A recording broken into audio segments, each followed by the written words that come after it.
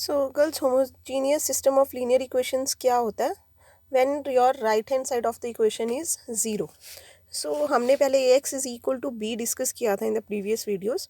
So if B is equal to zero, basically the system become the homogeneous system of linear equations A X is equal to zero. Now see, जब हमारे पास homogeneous system था A X is equal to B वाला, तो X was equal to A inverse B, और A inverse को हम adjoint A over A determinant into B लिखते थे. Now in the homogeneous system B will become zero. So देखो, A X is equal to zero के नीचे मैंने लिखा है, so capital X will be given by adjoint A over A determinant into zero. That means adjoint A into zero is zero, so numerator is now zero always. So now it depends upon the denominator. Now if denominator is not equal to 0, that is if a determinant is not equal to 0, तो इसका मतलब system will be having unique solution. But इस case में जब हमारे पास homogeneous system of linear equations होता है, तो यूनिक सॉल्यूशन जो पॉसिबल है वो सिर्फ क्या है कि जो कैपिटल एक्स है that will be equal to zero only. So इसी वजह से इसको ट्रिवियल सॉल्यूशन भी बोलते हैं. ट्रिवियल मीन्स क्या होता है कि जो ऑब्वियस है. So answer will be always, अगर आपका जो वेरिएबल x है उसमें x और y दो वेरिएबल्स हैं तो दोनों ज़ीरो हो जाएंगे. अगर तीन वेरिएबल्स हैं x y z, so x will be zero, y will be zero, z will be zero. Four variables हैं तो all the four variables will be zero, and so on. And so basically capital x will be equal to zero, and this is known as the trivial solution.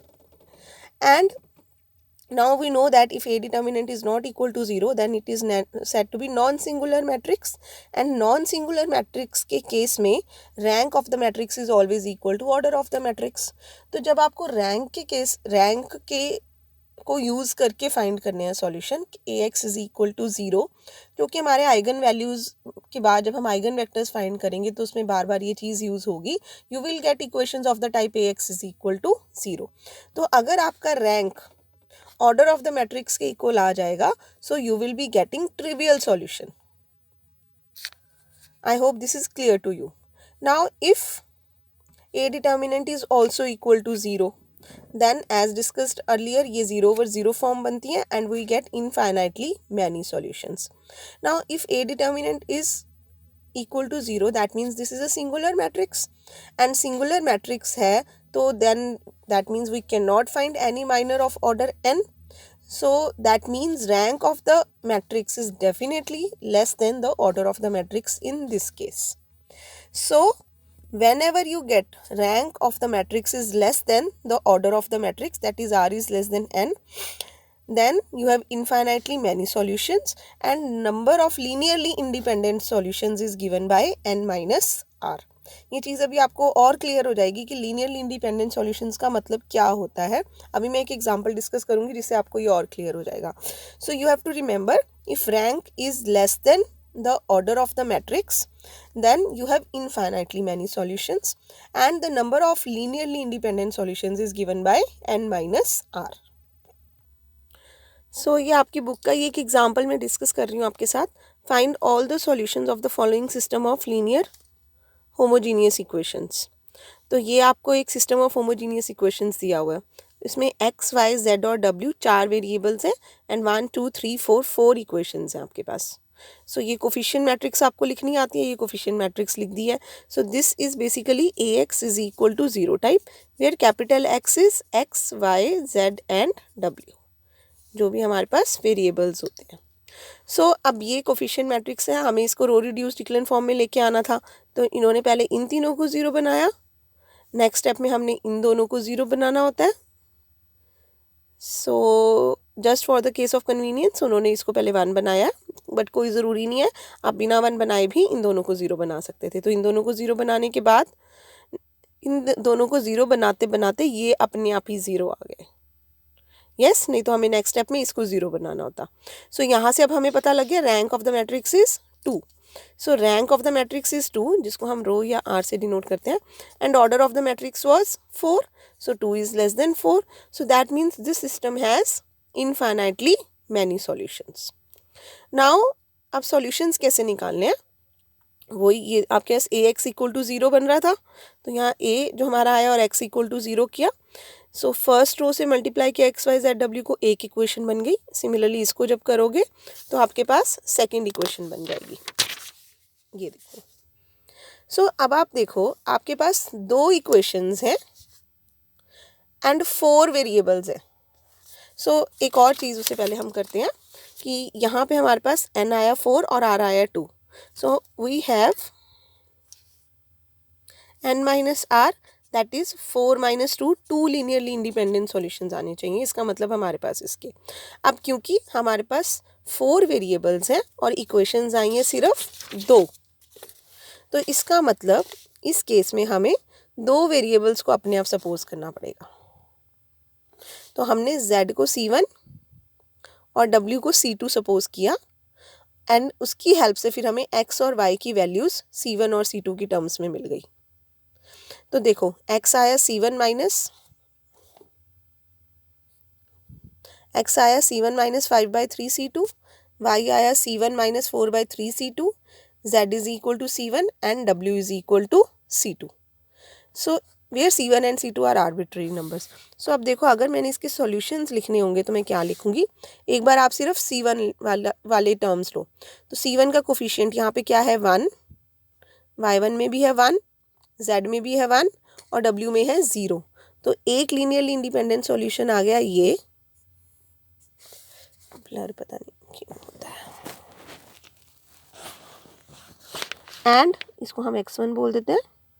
और दूसरा linearly independent solution आएगा c2 के coefficients. सो c2 के coefficients देखो, x में आ रहा है -5/3, -4/3, z में है 0 और w में है 1। और हम इसको 3 से मल्टीप्लाई भी कर सकते हैं, और सो मैं इसको लिख सकती हूँ -5, -4, 0 and 3। So these are the two linearly independent solutions of the given system of linear equations. So system has infinitely many solutions, जिसमें से ये दो लीनियरली इंडिपेंडेंट सॉल्यूशंस हैं। अब इनके लीनियर कॉम्बिनेशन से आप जितने मर्जी सॉल्यूशंस फाइंड कर सकते हो। इसको किसी स्केलर से मल्टीप्लाई करके आप इनफाइनाइट सॉल्यूशंस फाइंड कर सकते हो, इसको किसी स्केलर से मल्टीप्लाई करके इनफाइनाइट सॉल्यूशंस फाइंड कर सकते हो, और इन दोनों के लीनियर कॉम्बिनेशन से जितने मर्जी सॉल्यूशंस फाइंड कर सकते हो। But these are the two linearly independent solutions. ऐसे ही नेक्स्ट एग्जाम्पल भी डिस्कस करते हैं। Does the following system of equations possesses a common non zero solution. So हमने बताना है कि इसमें नॉन ज़ीरो सॉल्यूशन है या नहीं। सो अगर हमारे पास ट्रिवियल सॉल्यूशन, यूनिक सॉल्यूशन होता है तो ज़ीरो सॉल्यूशन है। अगर इनफाइनाइटली मैनी सॉल्यूशन है तो उसको हम नॉन ट्रिवियल या नॉन ज़ीरो सॉल्यूशन भी बोल देते हैं। अब इस केस में जो कोफिशिएंट मैट्रिक्स बन रही है वो है, इसमें 4 रोज हैं एंड 3 कॉलम्स हैं।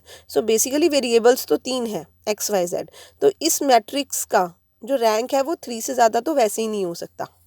सो रैंक जो है वो इन दोनों का मिनिमम दैट इज़ 3 या 3 से कम होगा। सो इन्होंने लो रिड्यूस्ड इक्विवेलेंट फॉर्म में इसको चेंज किया। पहले इन दोनों को 0 बनाया, फिर आपने इन दोनों को 0 बनाना है। इन दोनों को 0 बनाने के बाद इसको 0 बनाना होता है। सो इसको जब 0 बना रहे हैं, ये बन गया and finally they are getting this. Now rank of this matrix is 3। तो 3 या 3 से कम होना था ना, तो यानी कि जो मैक्सिमम रैंक पॉसिबल है वो आ रहा है। सो अगर देखो, अगर इसका सॉल्यूशन आपको फाइंड भी करना हो तो आप ax इक्वल टू 0 अगर करोगे तो आपके पास 3 इक्वेशंस आ जाएंगी ना। एक बार इससे मल्टीप्लाई करोगे, एक बार इससे और एक बार इससे, तो वहाँ से आपको अपने आप z इक्वल टू 0 मिल जाएगा। सो that means you will be getting this is an echelon form and having 3 non-zero rows.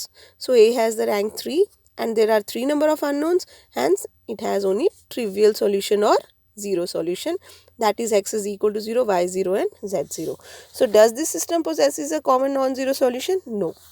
This system is having only the trivial solution, that is the zero solution. So इसके बाद next concept आता है हमारा non homogeneous equations का, जिसमें हम लिखते हैं ax is equal to B.